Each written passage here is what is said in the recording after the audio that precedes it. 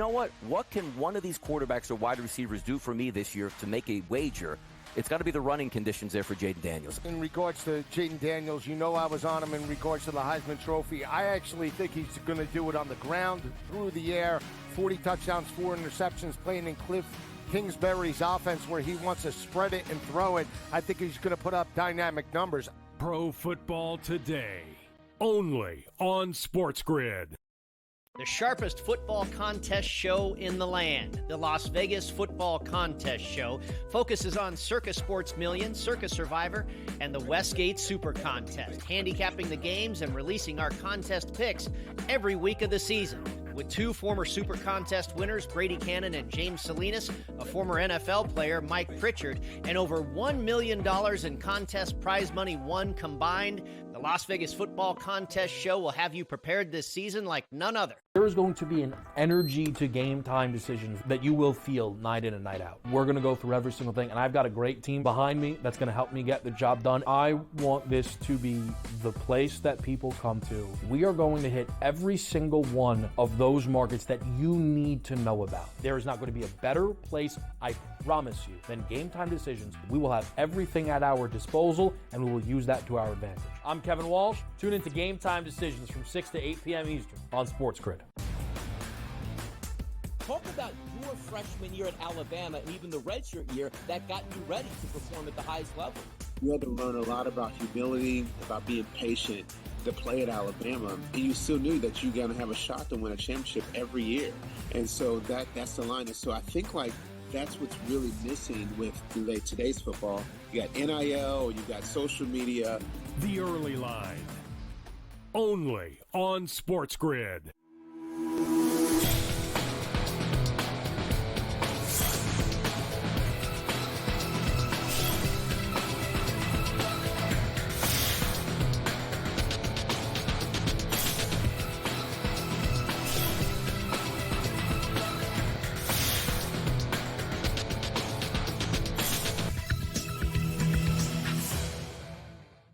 Good morning. Welcome to NewsWire. It's Thursday, so that means college and pro football is back. We'll have a preview of tonight's game between the New York Jets and New England Patriots. Stay on the grid for that. Naturally, of course, college football back as well, so Bill Bender will give us a preview of the top 25 big games this weekend on Friday and Saturday as well. We'll also check in with our guest contributor, of course, from Legal Sports Report and dive into the very latest going on in the National Football League as well. So stay with us here on the grid as we got plenty to cover, including a potential change back at quarterback with the Green Bay Packers. Would you believe it is possible that an injury that we thought was going to be a long one ended up being a short one? That's the way the NFL works. You never know.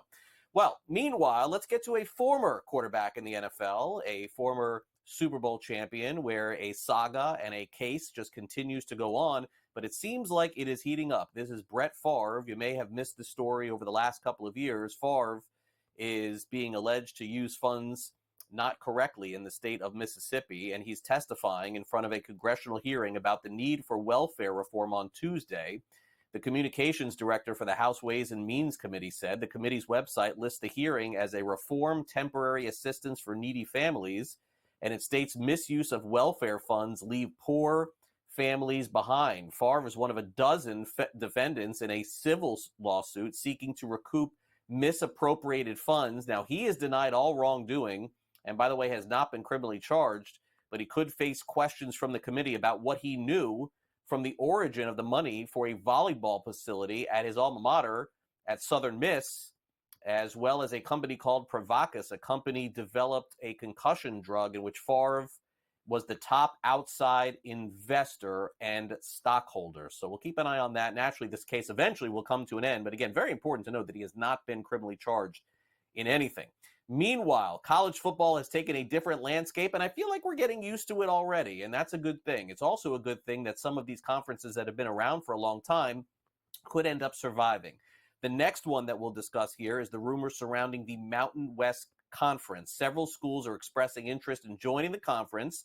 Here are a couple of them. Now, they're not big names, but the beat does roll on here. Maybe they'll be bigger in the future. Sacramento State and New Mexico State. Those are two schools that could face realignment and head to the Mountain West.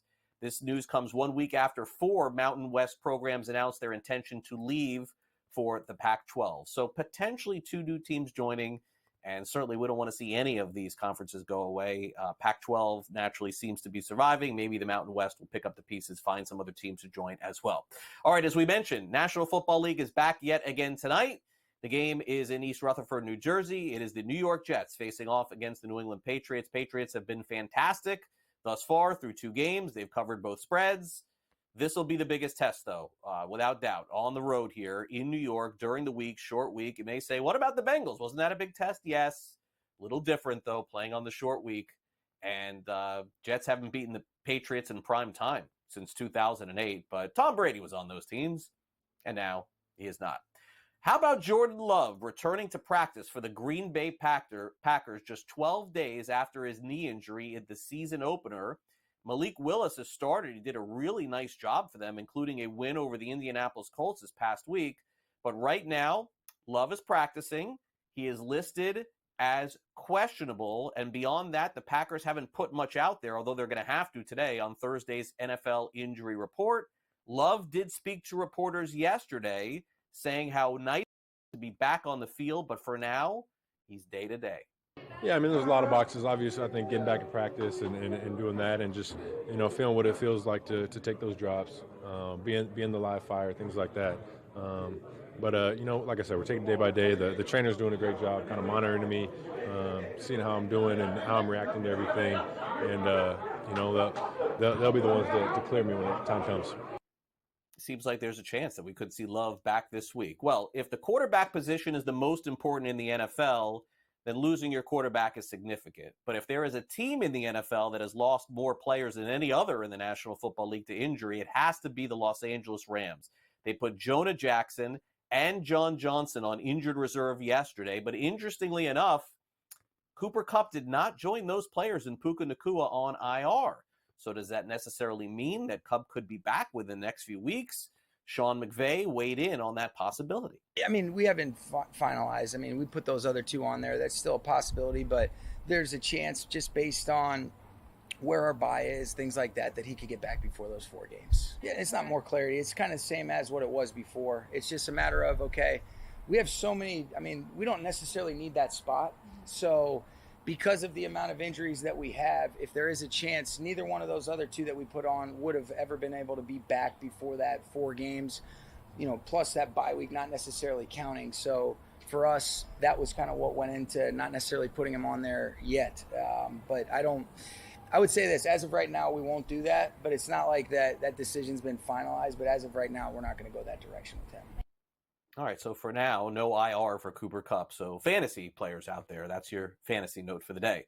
The Pro Football Hall of Fame has put out the list for potential first-time Hall of Famers this year. It includes Eli Manning, former Super Bowl MVP. It would seem to be a lock for a first-ballot Hall of Famer. Also, Luke Kuechly is on the list, retired early, but played fantastic in the NFL for a long time. Terrell Suggs, best kicker of all time in the NFL. Adam Vinatieri is on the list.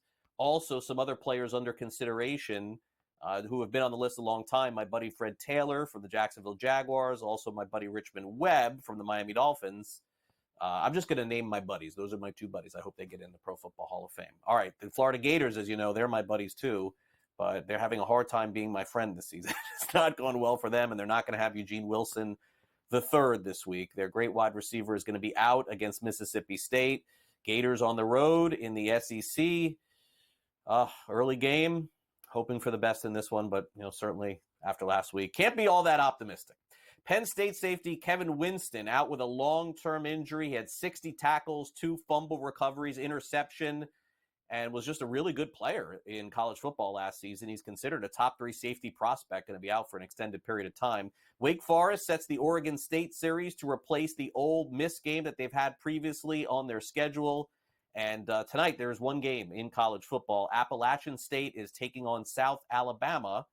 And right now, App State is 7.5-point favorites. The total is 62.5 tonight. Good games tomorrow night in college football. NFL with the better game probably tonight. Okay, we're on Shohei Ohtani watch. 50-50 gets a little bit closer yesterday. Ohtani did not homer in Miami, but he did steal a base. So this puts him at 49 stolen bases on the season, 48 home runs, minus 350 on FanDuel to do 50-50 on the season. No one has ever done this in the history of Major League Baseball. Miami plays LA today at 4:40 Eastern. He needs 2 home runs and 1 steal to get it done today. If not, I'm sure he'll get it done this weekend. Meanwhile, the Dodgers did beat the Marlins yesterday 8-4. The Padres also won. So no separation from LA and San Diego in the NL West. The Tigers are red hot. Best team in baseball over the last month. They beat the Royals. The Twins losing extras to the Guardians. And Detroit's a half game out of the wild card. How about that? Tariq Skubal right now is the star pitcher, potential Cy Young Award winner for the Tigers. And who knows, if they get in, maybe they do some damage. But for now, Skubal says they're taking it game to game. I think that our team's doing a really good job of just being day by day, game by game. I think that's it starts with AJ and his influence on all of our guys too. So we're taking day by day. We need to keep winning, and hopefully we can control our own destiny down the stretch. Also in the National League, the Brewers have clinched the National League Central, so they were partying into the night last night. Braves win, Mets win, so no separation there. Over in the American League East, the Yankees clinched the playoffs. They partied last night. The Orioles lose again to the Giants, so getting closer and closer to that division. Craig Kimbrell was DFA'd by the Orioles, by the way. He's had a tough second half of the season. Another tough game for the White Sox. They lose again, 36-117 on the season. They need 7 wins in their last 9 to avoid 120 losses, which is pretty insane. We'll be back with more NewsWire after this.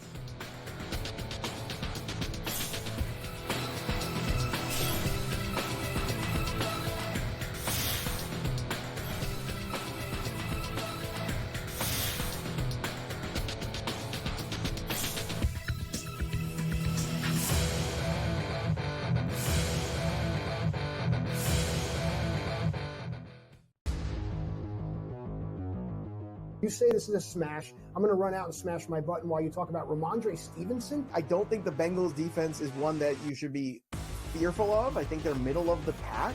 They've lost the Bateses and some of those guys over the years that you used to fear. They got a lot of young kids in there who have some talent.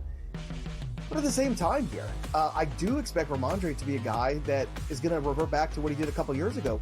Fantasy Sports Today, only on SportsGrid. He had 4 grabs in the first half for just over 30 yards, was injured, came back in briefly, and then had to be carted off. We were pessimistic on Puka Nakua's injury to the same right knee, of that being a nothing, just a bursa, and that's it, as per Sean McVay. We felt there could be a small PCL component. The Early Line, only on SportsGrid. Everyone had him Rookie of the Year, Offensive Player of the Year, Bears are going to the Super Bowl, Eberflus Coach of the Year. He was terrible. If he's going to be a success, he's got to play within structure as much as possible. I get it. If the pocket breaks down, throw off the platform. That's fine. But within structure, when the play is there to be made, you need to make it, and he didn't do that. Pharrell Coast to Coast, only on SportsGrid.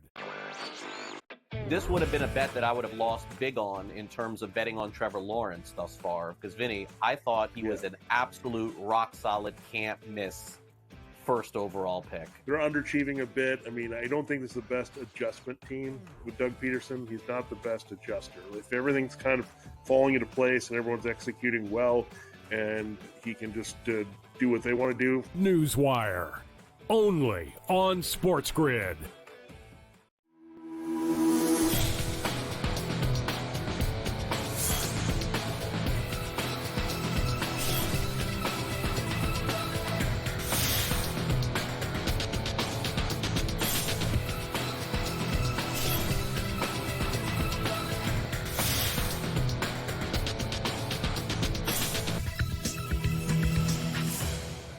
All right, one of the great points of the week is when we bring in Bill Bender. He's getting ready for the big games in college football this weekend. We'll break them all down. Some really big games, teams in the top 25 facing off against each other. And so this has super playoff implications as we wrap up September. Bill, once again, welcome back here to NewsWire. Feels like we have a fun slate of games. We're going to learn, finally, I feel like, a lot about these teams in the top 25 this week. Yeah, some really good games. And you were mentioning earlier getting used to realignment. Well, when USC goes to Michigan, or Utah goes to Oklahoma State, or Tennessee goes to Oklahoma, and all of these are conference games, it's exactly what you're talking about. Yeah, and we could start there with Michigan, because this is one of those scenarios that, a lot of people do bet on sports. They watch this show somewhat for that. It's a really hard thing to identify, particularly in college, when a backup quarterback gets the chance to play. In the NFL, I think we kind of know who these guys are by now. Sometimes in college, it gives them a boost. Sometimes we watch these games, Bill, and go, how in the world did they ever consider starting this guy? USC is 5.5-point favorites as they head over to Michigan, and we're going to see a new quarterback play for the Wolverines. Don't know a ton about him. Tell us more, and what do you think? Do you think he has a chance to keep this game close? Can Michigan pull off the upset? I think they should have started Alex Orji off the go.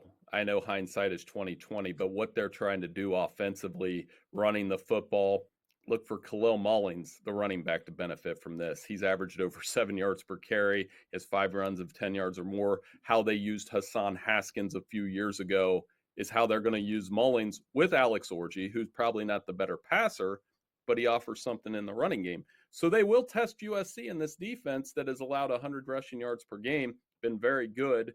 I talked to Miller Moss this week for a feature at Sporting News. He's been outstanding as Lincoln Riley's kind of next quarterback, and I think the Trojans will win this game.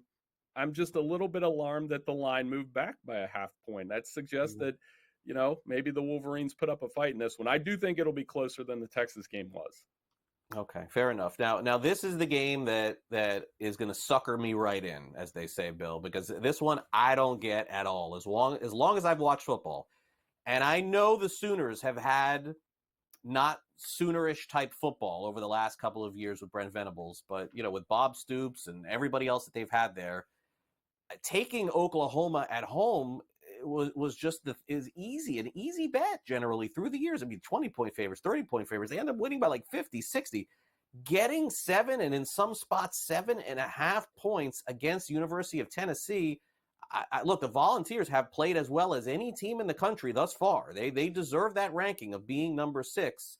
So what am I not seeing here? This feels honestly like a trap bet by me taking Oklahoma this week. I must be missing something. I'm stunned that it's this many points. I'm also stunned that this is moving towards 7.5 and 8. I'm going to try to talk you out of it this way. I think this Tennessee team's very good with Nico Iamaleava, the running game behind Dylan Sampson, the added motivation of Josh Heupel, the former Oklahoma quarterback, coming in there and playing against his former team, essentially. And Oklahoma's only been an underdog at home one time this century. A game against Ohio State in 2016. They lost that game 45-24. So the fact that this line is what it is tells me that it's okay to believe that Tennessee is this good, that they can go down there. I get the pride factor.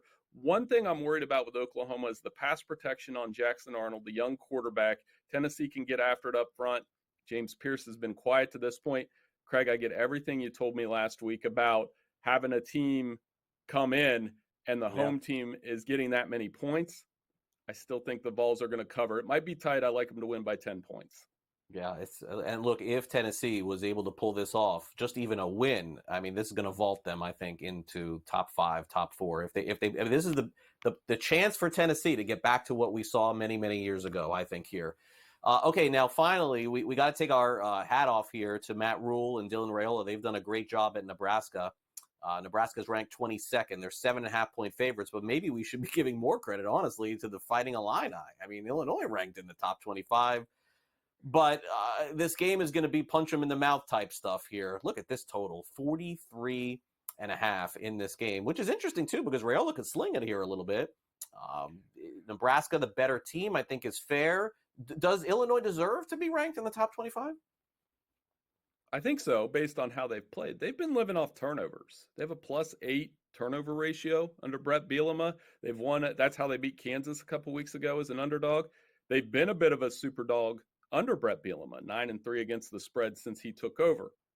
Again, I feel about this game like I did last Friday with Kansas State, where, Illinois is doing all these things. They're a popular pick. The line has dropped a little bit, but I'm starting to believe in Matt Rule. I'm starting to believe in Nebraska. And the biggest reason why is Dylan Raiola takes care of the football. He's only thrown one interception. He's thrown the ball downfield reasonably well. They run the ball well. They have 7 different guys with a sack, too.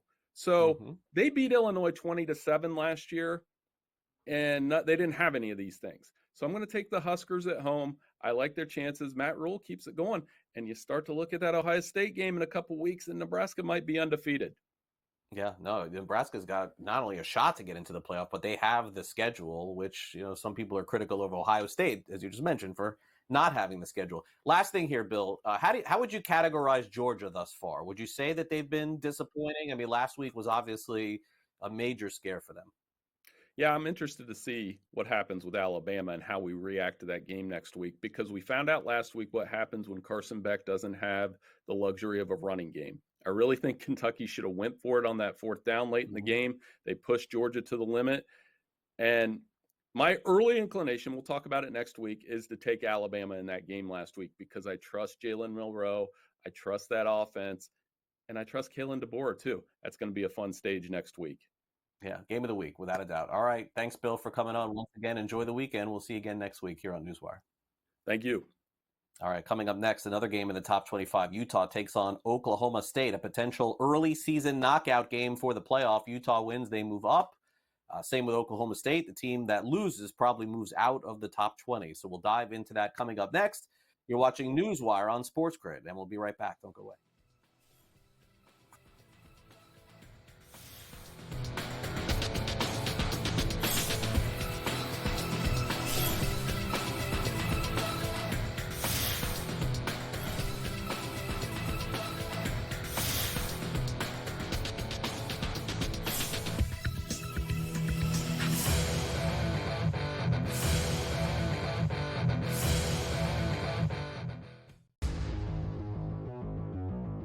You say this is a smash. I'm going to run out and smash my button while you talk about Ramondre Stevenson. I don't think the Bengals defense is one that you should be fearful of. I think they're middle of the pack. They've lost the Bateses and some of those guys over the years that you used to fear. They got a lot of young kids in there who have some talent. But at the same time here, I do expect Ramondre to be a guy that is going to revert back to what he did a couple years ago. Fantasy sports today, only on SportsGrid. He had 4 grabs in the first half for just over 30 yards, was injured, came back in briefly, and then had to be carted off. We were pessimistic on Puka Nakua's injury to the same right knee, of that being a nothing, just a bursa, and that's it, as per Sean McVay. We felt there could be a small PCL component. The early line, only on SportsGrid. Everyone had him rookie of the year, offensive player of the year. Bears are going to the Super Bowl. Eberflus coach of the year. He was terrible. If he's going to be success, he's got to play within structure as much as possible. I get it. If the pocket breaks down, throw off the platform. That's fine. But within structure, when the play's there to be made, you need to make it, and he didn't do that. Pharrell Coast to Coast, only on SportsGrid. This would have been a bet that I would have lost big on in terms of betting on Trevor Lawrence thus far. Because, Vinny, I thought he was an absolute rock-solid, can't-miss first overall pick. They're underachieving a bit. I mean, I don't think this is the best adjustment team with Doug Peterson. He's not the best adjuster. If everything's kind of falling into place and everyone's executing well and he can just do what they want to do. NewsWire, only on SportsGrid.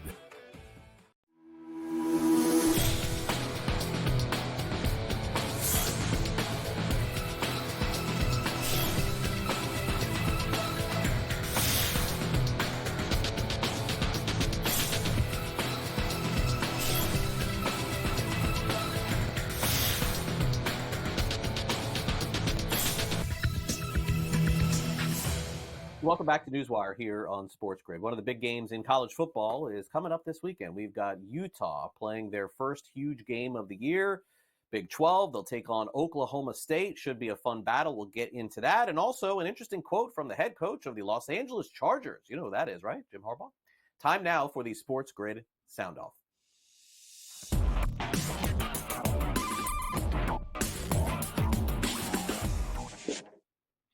All right, let's get right into it. This week we've got Utah taking on Oklahoma State, a Big 12 matchup. So naturally, we're looking forward to that. Now, here's the scenario. Utah is ranked number 12 in the country, and Oklahoma State is all the way up to number 14. And these two teams are no stranger to playing in big games, but strangers to one another. The head coach of Oklahoma State, Mike Gundy, has been in big games before, but maybe not to the magnitude where he's seeing a stellar defense, a veteran offense, and a quarterback who's been in college longer than all of us combined. He gave us a little bit of a preview of this showdown coming up this week. It is, but they're all big, right? That's a good thing about college football. Every game matters, and you try to do the best you can. It's week to week. But we're playing a very good football team, very sound football team. It plays physical, tough football. So it'll be a real challenge for us this week, but obviously looking forward to playing the game. I think that this game is one of the reasons that we sold out so quick, in my opinion. Utah brings in a long history of success, and then the coach has been there forever, as we talked about. And they've played much better than what they should have or what people thought they could have against teams that may have been on paper more talented. That's kind of what the history has been with him as a head coach there. So I think it generates a lot of interest with the fans. I think the people are excited about it. Danielle's getting way too many ticket requests already from me, and so that generally will tell you that people are excited about watching the game. A lot of great games this week. That's just one of them. But it was interesting, I think, in that comment, I don't know if you're paying attention, that Mike Gundy said that Kyle Whittingham has been there forever. He didn't use the name Kyle Whittingham, but he has. And Whittingham has had a tremendous amount of success playing in these big games in the top 25. Defensively is really where the Utes have made their name, and they're going to have to do it again this week when they take on Oklahoma State's Ollie Gordon, very shifty player who really can get to the second and third level. Whittingham said tackling him is going to be one of the big keys to the game. Yeah, we're going to have to be good tacklers. He's a guy that breaks a lot of tackles. He's a big back. He's over 6 feet and over 220 pounds, and just wears you out. I mean, he's kind of a bully back there, and that's his style. And very rarely is the first guy gonna stop his charge, but it's going to have to be a concerted effort by the whole front seven to gang tackle and wrap up, and which we didn't do a good job of early in the game this past weekend, as we said. So we got to do a better job of that. But he's got all our respect and all our attention, and he's a guy that he's one of the premier backs in the country. I don't know what more you can say. Yeah, should be a fun game this week between those two teams. A lot of other fun games in college football. Another one I have my eye on this week. Of course, I watch the Gators every single week. They take on Mississippi State, but the University of Miami, 16.5-point favorites this week on the road, taking on South Florida as well. Another game, I think, to watch this week. All right, now let's get into the National Football League. Jim Harbaugh's done a great job, unequivocally, 2-0 to start the season. Harbaugh, in his press conference yesterday, reached out, to the past, and not just the past, but like very far in the past. Bible stuff, didn't expect this to come up yesterday, but how about that? When talking about his staff, Jim Harbaugh made a comparison to one of the all-time greats. He's a great coach. I mean, one of the best I've ever been around. Like Moses, I'm gonna die leaning on my staff. Greg Roman, Jesse Minter, Ryan Fick, and those coordinators are, in my opinion, some of the best in the business. And he's just one of the best offensive coordinators, play callers, in the game, and in my opinion, one of the best in the league scene in a very long time. I wonder if Coach Harbaugh will be watching Michigan this week take on USC on Saturday. I have a feeling he probably will. All right, we'll take a quick time out here on the show. Matthew Waters from Legal Sports Report is up next. Don't go away.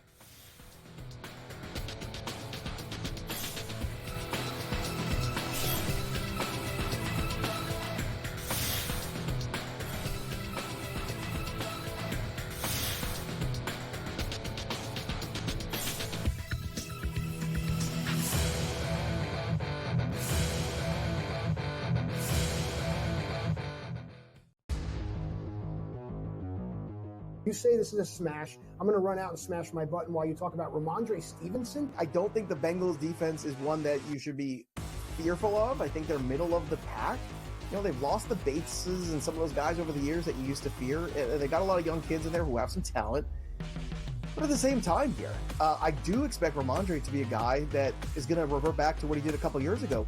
Fantasy Sports Today, only on SportsGrid.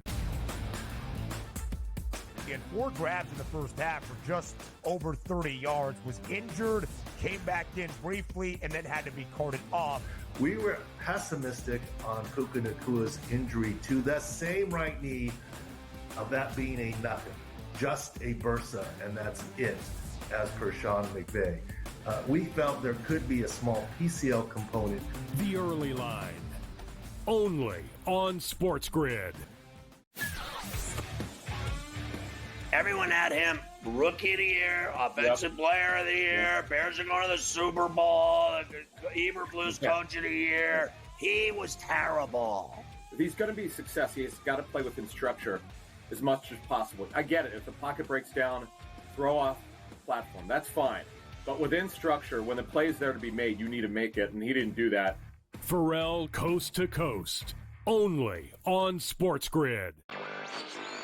This would have been a bet that I would have lost big on in terms of betting on Trevor Lawrence thus far. Because, Vinny, I thought he was an absolute rock-solid, can't-miss first overall pick. They're underachieving a bit. I mean, I don't think this is the best adjustment team with Doug Peterson. He's not the best adjuster. If everything's kind of falling into place and everyone's executing well and he can just do what they want to do. NewsWire, only on SportsGrid.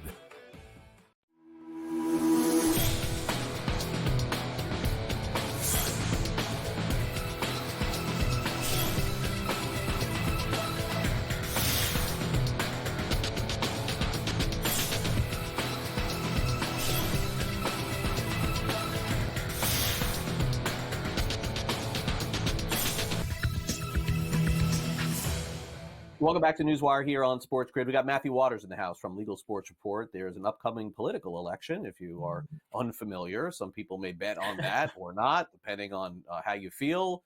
We'll dive a little into that in just a minute, but let's bring Matt in. And Matt, great to be back with you here ahead of another football weekend. But we're starting off actually with baseball here on the show. I read about the story over at Legal Sports Report. The Major League Baseball Players Union, apparently, I mean, to me, Matt, it feels like woke up one day, went online, saw their players, listed on their sites with pictures and things like that, and said, "Wait a minute here, they're making all this money, and we're not." So, are they allowed to do this? Or is this a legitimate lawsuit? Are they looking for a settlement here? Tell us more about it. Yeah, well, Craig, you know as well as I do. Are they allowed to do this, and is it a legitimate lawsuit? Or two totally different things in the U.S. Look, here, you're right. It did have a bit of a feeling of they woke up and saw this, right?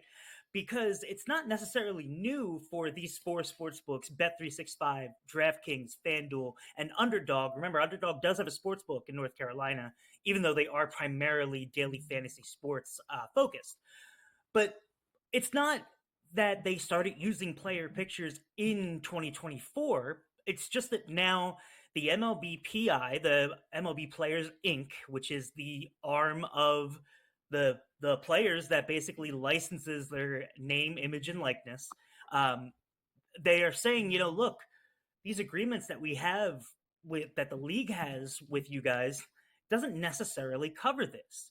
And it's interesting when you read through, there are 2 separate lawsuits, Craig, one in New York and one in Pennsylvania, which may wind up being something that's argued over back and forth. But it's interesting when you read them. The 2 lawsuits are basically identical, saying that, look, these pictures are being used on there, and do you really need to see Bryce Harper's face next to a prop bet that's saying, will he hit over 0.5 home runs or not tonight?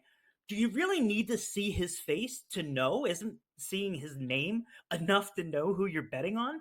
And then they liken it to NFL. And if you look, they include screenshots, and I went on and looked myself, and Jalen Hurts prop didn't have Jalen Hurts' picture next to it. In fact, none of the NFL props had the specific player's picture next to it. Now, you have to wonder why that is, right? I have not looked at any of the contracts that are involved in this.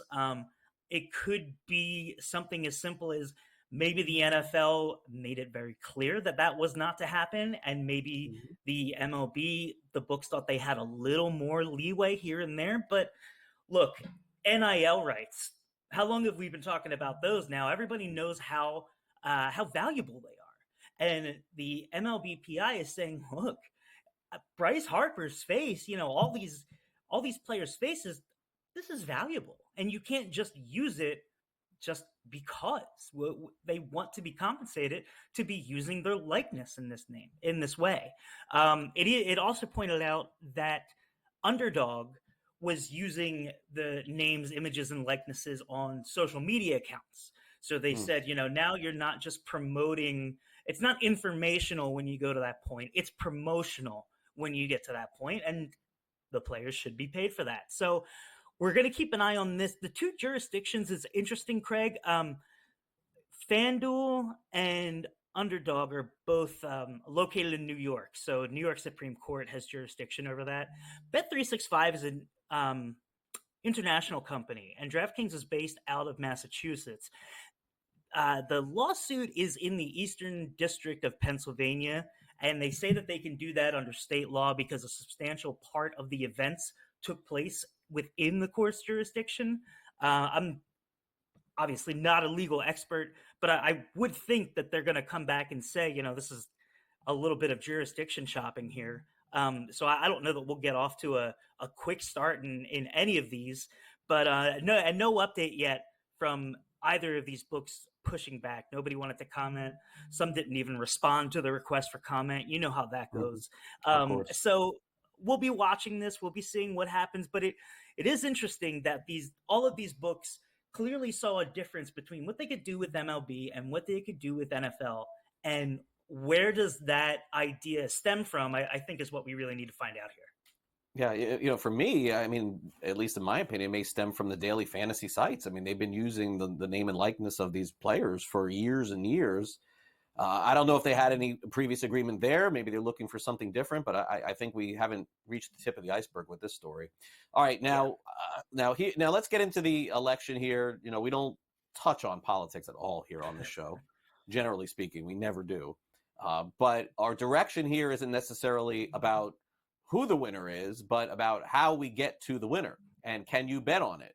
Now, there was one specific operator that was taking bets on politics and have been for a long period of time. I guess I'm surprised to see that this was their main thing, was to take bets on this in some way. And now they're not even doing that. So what is going on here?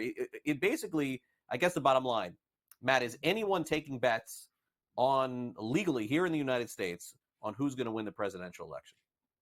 That's kind of a gray area. And Craig, let me just get to my endorsement here. No, of course I'm kidding. Look, politics aside, betting on politics is something that is a gray area in the U.S. Remember, West Virginia actually tried to implement this a couple of years back, and it was quickly turned off.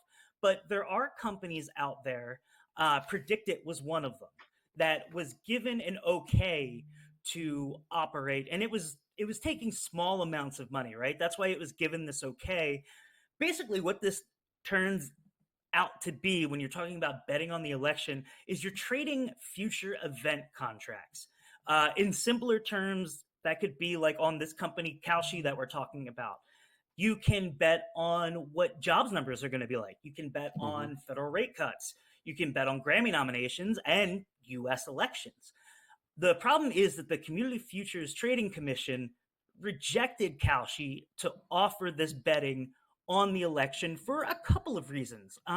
One of it is that they wanted to have a larger exchange than PredictIt. PredictIt was seen more of an educational product instead of a flat-out betting product. But Kalshi wanted to go a little bit bigger than that. And they actually started to, because they got this ruling that said, yes, you can go and offer this.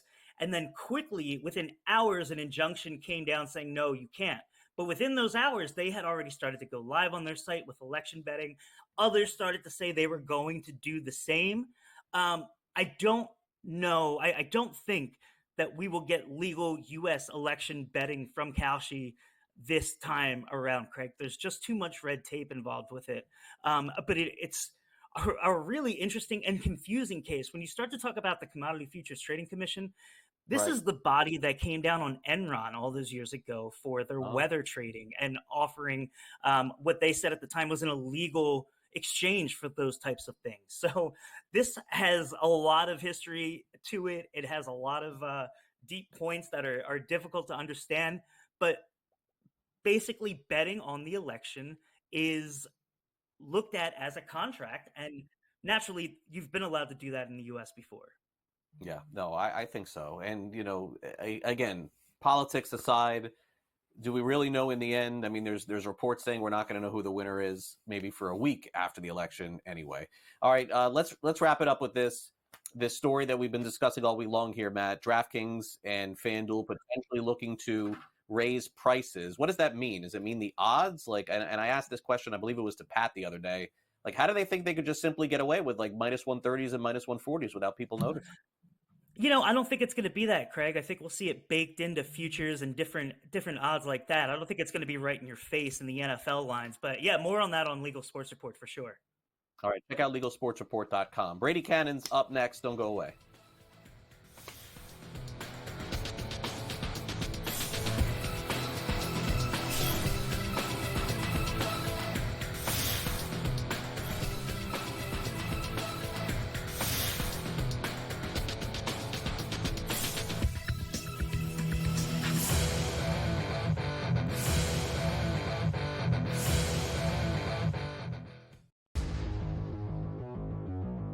You say this is a smash. I'm going to run out and smash my button while you talk about Ramondre Stevenson. I don't think the Bengals defense is one that you should be fearful of. I think they're middle of the pack.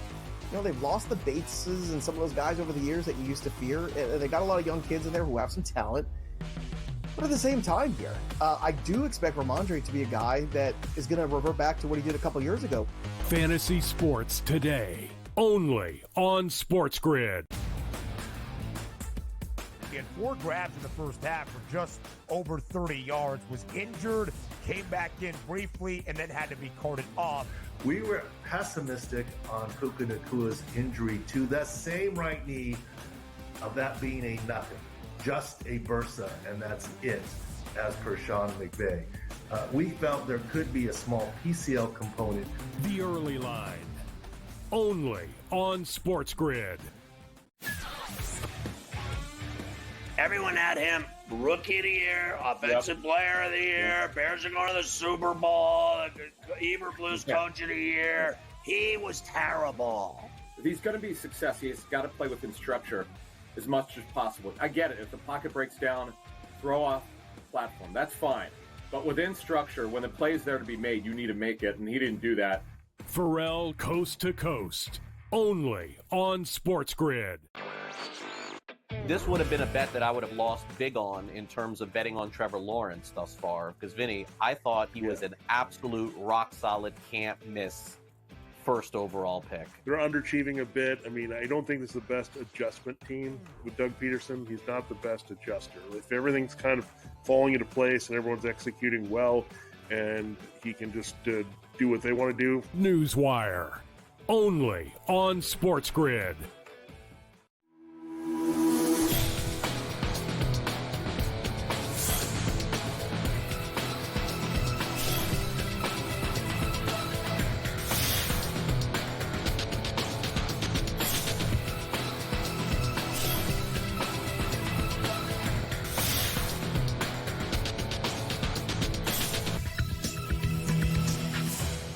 Welcome back to NewsWire here on SportsGrid. My buddy Brady Kannon has a phenomenal podcast on the contests that are going on in Las Vegas, the Circa and the Super Contest. And the bottom line is that let's just keep it real. Everybody is getting killed in these contests. The consensus picks are all getting destroyed. And so Brady and James Salinas and Mike Pritchard, they host the podcast. They're doing a great job. Let's be real. Just being above water or at water right now is somewhat of an accomplishment, Brady, just because of how crazy things have been. Yeah, we feel pretty good about being, let's see, we're half a point above 500 in the Super Contest, and we're at 500 in the Circa Sports Million. And that puts us in about the top 25% of the contest because, as you say, the consensus, the top 5 most popular picks for week 1 and week 2 in Circa Sports Million, their record against the spread is 1-9. So the majority of the players in this contest are off to an awful start.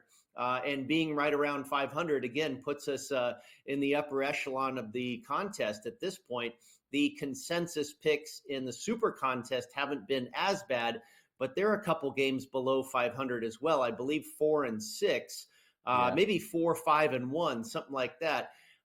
So yeah, we're off to an okay start there as far as the 5 picks against the spread contest are concerned. But like more than 10,000 other folks, we are no longer involved in Circa Survivor. So we'll continue to comment that and kind of play along on the show, the Las Vegas Football Contest show. But unfortunately, we no longer have a live entry. Yeah, and the good thing about Brady, he is self-deprecating. He's very transparent with this stuff. So I know when I poke fun of him, he won't get mad at me. But Brady's favorite pick last week on the show absolutely was the Green Bay Packers. He gave it out to everybody before we came on the air. So keep that in mind. It's not easy to pick 5 games. But I will say the most un-Brady-like pick I've ever heard you give out here on this show last week was taking Dallas minus the points.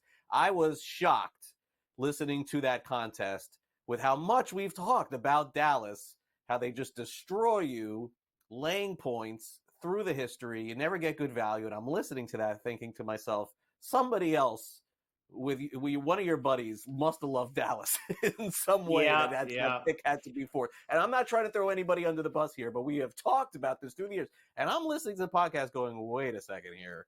This and now again, who knew the Saints were going to go to Dallas and crush them? But taking the Cowboys laying points is just never a winner. It never is. I bought in because I am typically not a Saints backer, and off of one game when they crushed lowly Carolina, Dallas looked good. Dallas is a juggernaut at home. And yeah, one of my show co-hosts liked Dallas, and I knew another friend of mine who I respect immensely liked Dallas as well. So it was easy to sell me on that. But you're right, it wasn't my contribution necessarily. Yeah, I've known you long enough to know. Listening to that, Brady's like, okay, let me hit the button here, but I don't love it. Anyway, it happens. You got to play with your partners here on this stuff too. All right, another one of those dogs, Craig. You have in the first 2 weeks of the season, every underdog of 5.5 points or more, they're 9-1 against the spread, and 5 of them have won outright, and the Saints fall into that category. Yeah, and again, like I may feel differently about tonight's game. We'll get to that, just because I'm not a Patriots backer at all. But as I've said this week on the show, Brady, I just don't know at this point.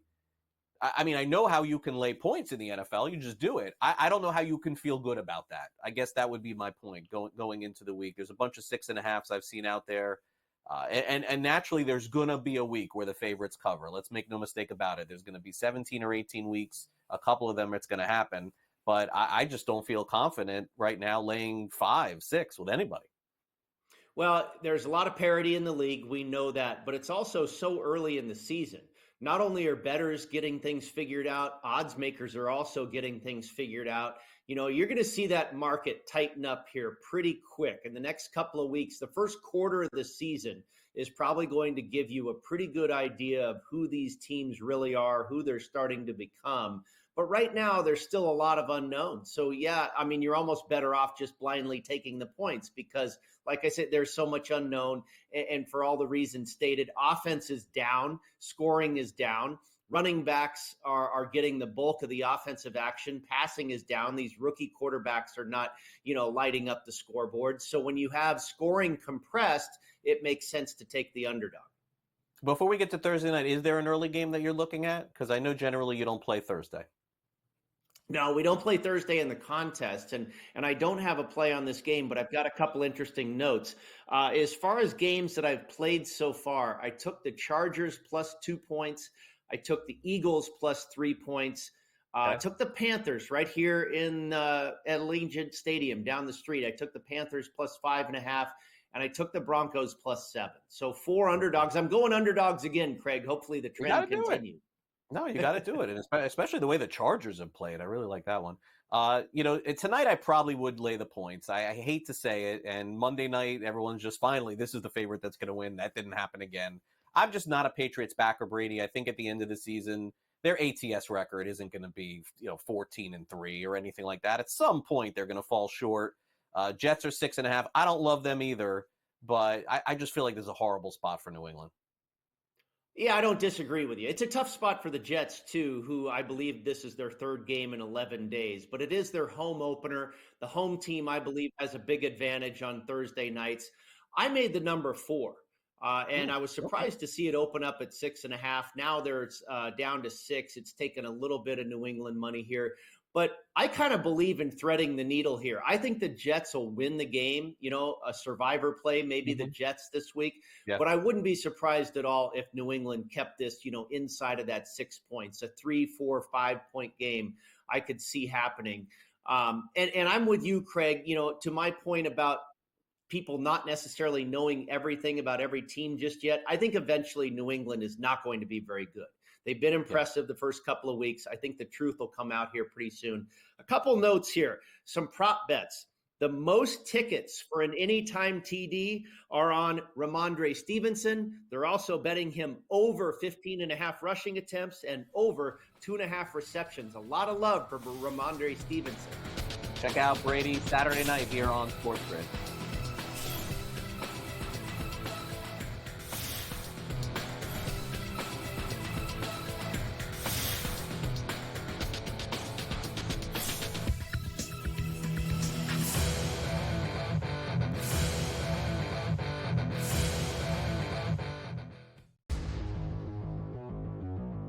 You say this is a smash. I'm going to run out and smash my button while you talk about Ramondre Stevenson. I don't think the Bengals defense is one that you should be fearful of. I think they're middle of the pack.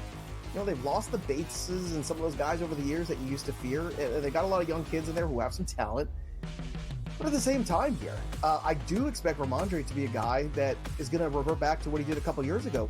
Fantasy sports today, only on SportsGrid. He had 4 grabs in the first half for just over 30 yards, was injured, came back. There could be a small PCL component. The early line, only on SportsGrid. Everyone had him rookie of the year, offensive player of the year. Bears are going to the Super Bowl. Eberflus terrible.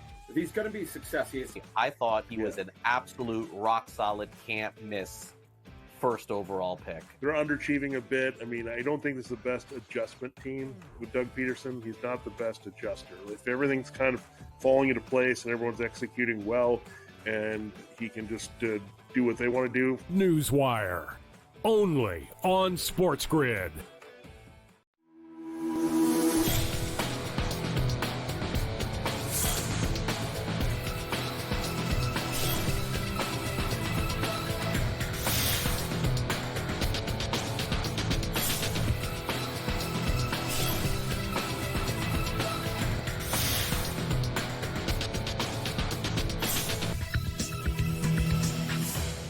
Welcome back to NewsWire here on SportsGrid. If they made like a Hall of Fame for SportsGrid, is it possible that you could just put yourself in it? Like if I created the Hall of Fame for SportsGrid and I said the first inductee is Craig Mish, would that be acceptable? That's one of our topics here in a different way as we end the show with some last licks.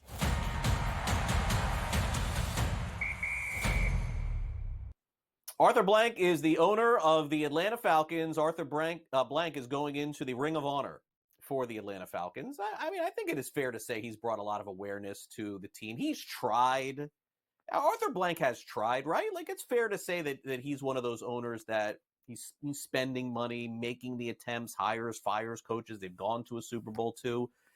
It is a little weird that he's in the Ring of Honor for himself, because he owns a team, and I guess he's not putting himself in the Ring of Honor, but some employee decided to do that. Okay, fine, if that's the way it goes.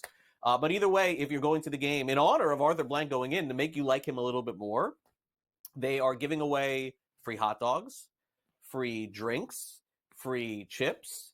So this is probably a better way to endear yourself to the fan base. Generally speaking, in sports, people don't love the owner, right? Like, that's kind of it. Like, you look on social media, find your favorite team.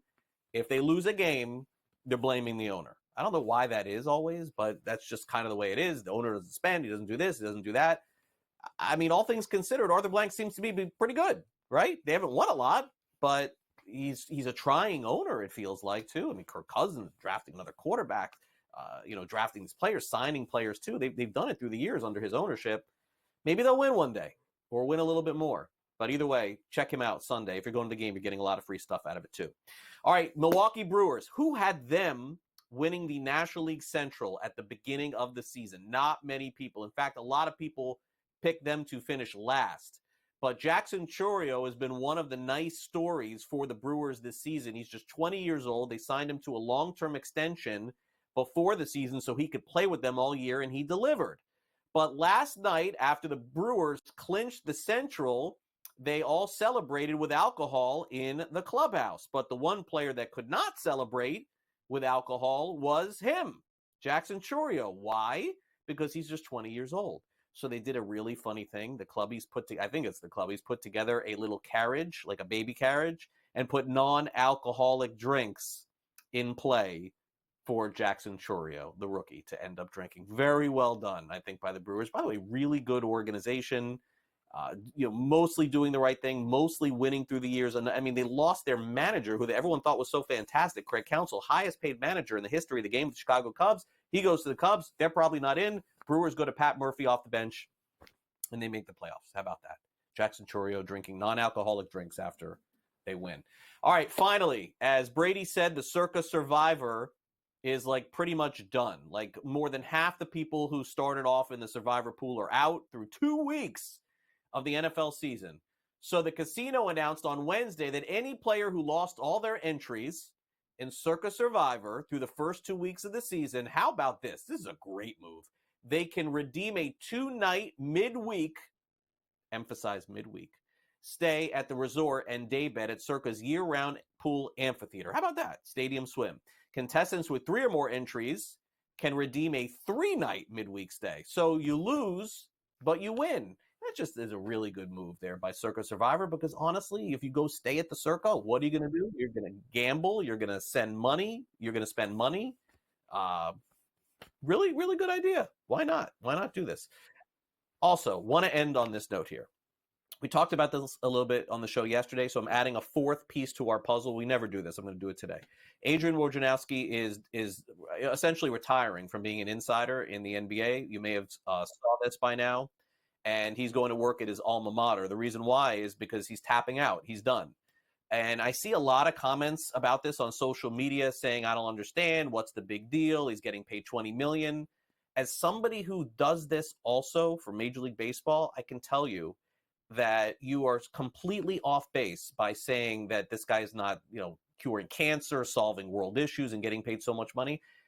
In media, this is the single hardest job to do. This is it. It is extraordinarily difficult to break news and live with the phone like this. So if you want to crap all over him, it's okay, fine. But I am here to tell you, don't do it. It's extraordinarily hard. $20 million, you guys can debate that all day long. But this guy did a fantastic job at what he did and was really the first one back in 2007 and 2008 to break news on social media. So congratulations on a great career, Woj. I am here to tell you, I don't diminish the results of your career. Have a great day, everyone. I'll see you tomorrow.